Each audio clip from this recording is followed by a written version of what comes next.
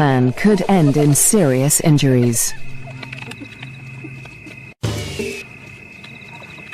They eat feverishly, dismembering the carcasses in minutes. The powerful jaws crush down with almost half a ton of force, tearing through bone and flesh with ease.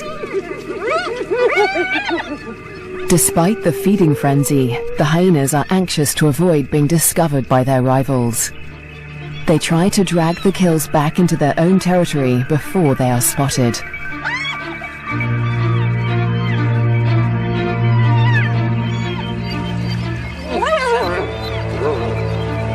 The move comes too late.